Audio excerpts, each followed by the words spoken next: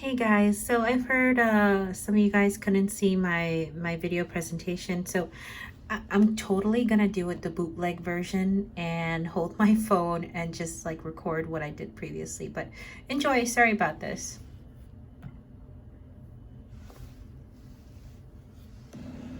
Hey guys, happy Wednesday, and I want to welcome you to my PowerPoint presentation on the operational cost of the aircrafts that are chosen. One thing we got to consider with these type of airplanes is how does the speed of an airplane or the aircraft itself affect the use of the airplane and what basically you're looking for.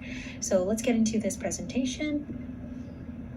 Here's the operational cost. The four planes that I have chosen to talk about is the King Air 350i, the Pilatus PC-12, Citation 10, and the Falcon 2000 S Series. The King Air 350i is range of 290 knots. The Pilatus a little bit slower an aircraft at 257, both of them being a turboprop, which later I will go over what the benefits of using a turboprop versus turbojet, and vice versa, depending on what you want for your use.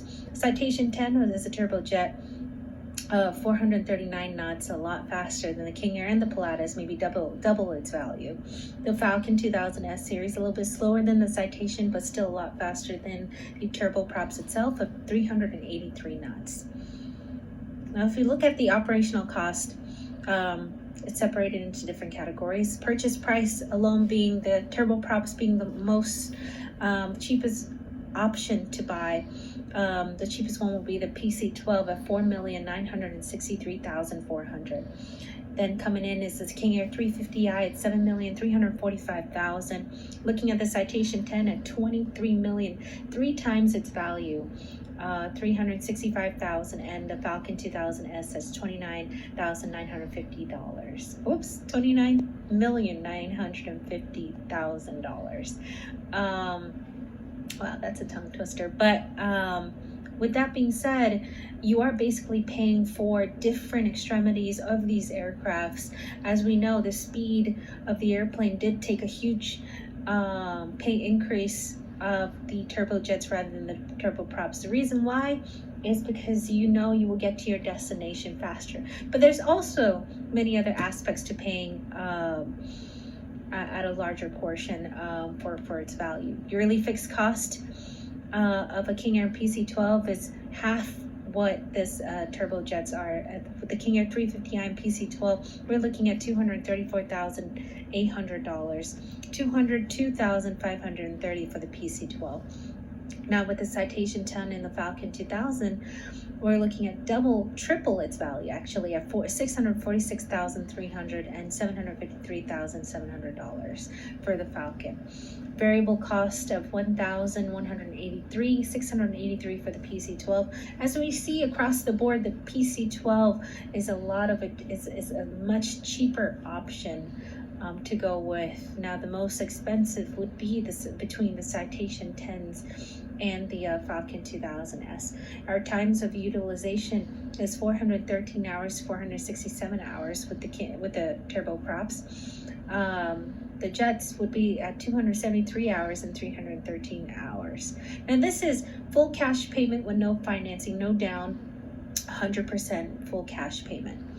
Now, if we look at the yearly cost, we're looking at the King Air $723,613, the Pilatus at $521,339. Now the jets are a lot more expensive at $1,511,924. Falcon 2000 S Series at $1,529,721. Cost per hour, it's going to be a lot more because you are paying for the luxury. You're paying for getting to your destination at a quicker speed. So with the Citations and the Falcons at $5,000 and $4,000, it makes a huge difference when you're looking at the King Air and the Pilatus at $1,700,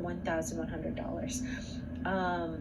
And like I said, you are paying for a larger airframe, you're paying for a larger cabin, more seating into the airplane, but also something a lot more comfortable. Not saying that the King Air and the Pilatus isn't. I currently fly the King Air 350, so it will do the job just as much as you want with the Citations and the Falcons, but just expect it to be smaller cabin and a lot slower than the jets itself.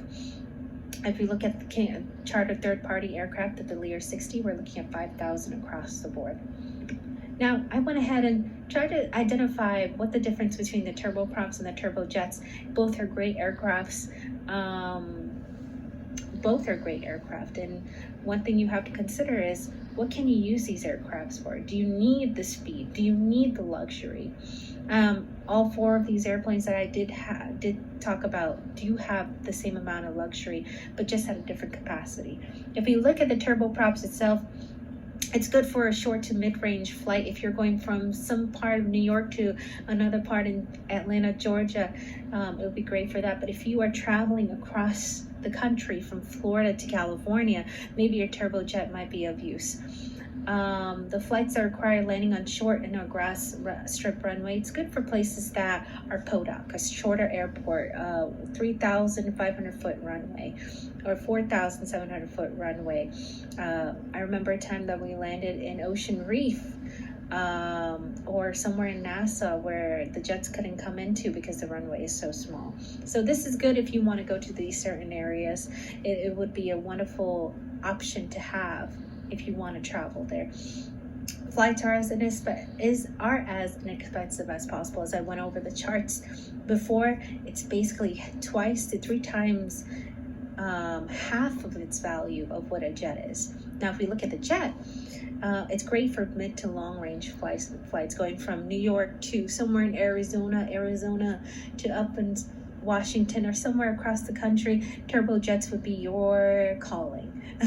Flights to which the shortest possible flight time is preferred if you are in a rush to get to a business meeting or a trip that you need a jet for. It's perfect for that use. If you saw in the previous slides, we talked about how turboprops are 230 knots plus. With the turbojets, it's twice its value and speed of 439 knots. So just keep that in mind. We also get a flight, our flights are also a reduction in cabin noise and turbulence. So with its larger capacity and also the design of its engines, we do get a quieter cabin. So yeah, this is the end of my PowerPoint. I hope you guys enjoyed, and hope you keep in mind the difference between a turboprop and a jet itself. Both are great types of airplanes. It just comes down to identifying what you want. Well, have a wonderful day, and thanks for watching.